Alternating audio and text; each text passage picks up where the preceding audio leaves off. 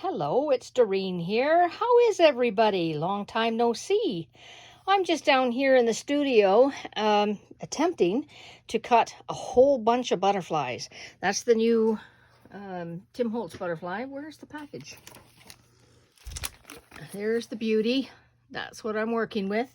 And I need a whole bunch of these cuts. It's a thinlet, and I don't always have success with thinlets. I've kind of stopped buying them, but this one I was really wanting to use in the next journal page. And so I need 24 for that. And I'm using them in a slimline card swap. I'm just using some of the Color Theory paper from Vicki Boutin, and I am also going to be stamping on this bottom, and then I decided to use some of the butterflies, but I've cut them in half and they will be going here. Now for the swap, we're not putting, this is the mini slimline, so it's total size is 3 1/4 by 6 1/4, and I'm going to do something with this butterfly. I might just ink it up, or I might just hit it with some Wink of Stella, or I might emboss it. I'm not sure, but I need some butterflies for that too. And we are not putting sentiments on them. They're just generic cards. So the recipients of the swap will be able to choose their own sentiment and send it to whoever they like. And we're just doing the fronts. We're not doing the entire card, but I need some more butterflies, and I'm running into another issue again where it's not cutting out very nicely for me. So this is one. I have my regular palette. I have a magnetic palette down there, and I have this a shim, just a metallic shim, and I thought that would do it because I did cut out some already.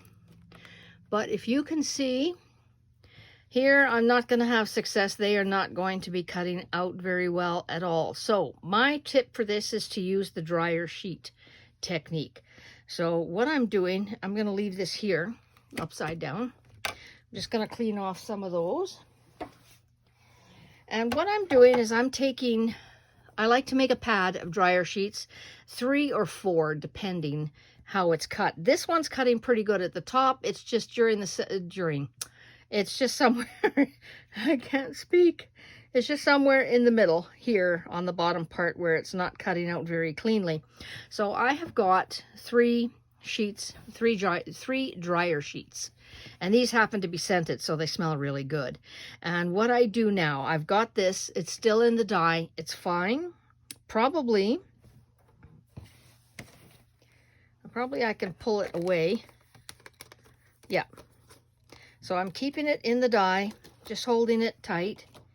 And I'm going to take my same structure that I had, my same sandwich, and I'm just going to be laying this back on.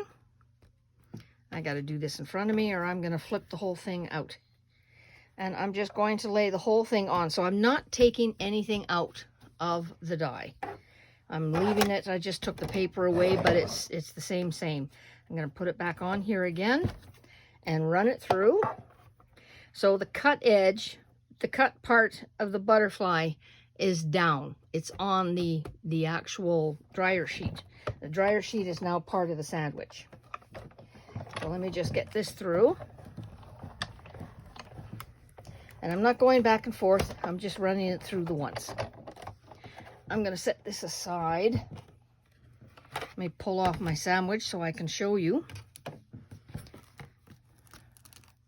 So the dryer sheet will stick a little bit, but look what happens. Look what happens. There's, ooh, I cut through. Maybe a 4th pad would have been better. So I've got a few little bits, and no, I don't. It's clean. It's absolutely clean. My dye is clean. No worries. This also works good with taking off all the little bits and bobs from really, really intricate dyes. And now, here is my butterfly that is stuck to the dryer sheet. And I just need to pull it off like so. Careful of the antenna. And I just have, oh, look at, they're just popping right out. There, let me get this one. Is that it? Did I get it all? There it is. So now I've got a clean die cut. It's beautiful. Now what I'll notice here is I've got a bit of a residue. You can feel it, and you got smell-o-vision, it smells great. If you're not used to scented products, then use the unscented ones. That's not a problem. And this, all I need to do with this is just I take a credit card or a palette knife, and I do this over the garbage can, and I just scrape it off. So I can reuse it. You don't have to throw it out and get a new one. And it shouldn't cut through. This one I've used a couple times already, so I've got a couple of cuts down here. So maybe for this, if I'm going to keep using it again and again because it's a stubborn dye, then maybe I will add that fourth one. And I can just take a credit card and scrape it all off. It's flexible, so I can pick it up and maneuver it and get them all off. Although, I'm not terribly worried about cleaning off the whole thing. I'll take some of the bigger chunks off, but the rest I can leave. So that's how I do it. Now, I'm going to put this aside for a moment, and I'm going to get another piece of paper. Now that I've done this, the dye is actually... it's got a bit of a texture to it. It's smooth. It's not smooth. It's nice where the flat metal parts are. You can tell that there's a bit of dryer sheet left on there, but it's not, for me, it's not an issue. So let me just see. I'll bring this back again. I might just need a new Big Shot of Sizzix because it's just not, I just have trouble with the thinlits. Oops, I might have to go sideways this way. There we go. So I will just run this through again. And sometimes what happens is now that there's a bit of, shall I say, conditioning on the dye, I don't have to repeat it again and again and again on the dryer sheet. It should give me a reasonable cutout. I'll pull it away from the magnet first. Oops. Oh, you see it slides right off. Okay, there it is. So this comes out okay. Not there. Oh, and these come out very nicely too, but not super, super great. They're not a super detail. So I might have to run this through again. I'm not going to force it because that's going to wreck all the pretty detail. So the top part works. I might have to run it through on the dryer sheet again.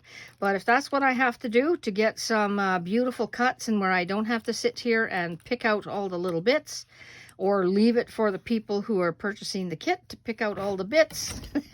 Let me see if I can get it back in. I'm going to take a chance and do that because it does line up so very well.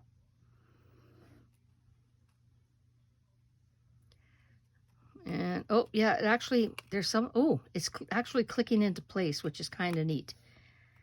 Okay, I'm going to run this through. Use my credit card scraper. Cleans off like nothing. So let's do this one more time with the dryer sheet. Oops. Okay, I didn't clean this off. Now all these little bits are all over the place, so I will have a bit of a mess to clean up. But if that's going to save my butterfly, then yeah, I'm doing it. Oh, click, click, click, click. Fit in there.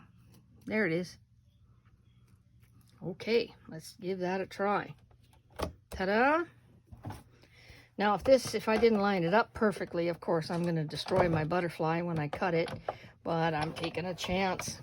It's worth it. Because I cannot sit here and I don't have the patience. And also, this paper, all I'm using is the, what is it, 85-pound Neenah cardstock. So I'm not even using, I'm using good quality cardstock, but I'm not even using the 110 that I usually use. Oh. Okay.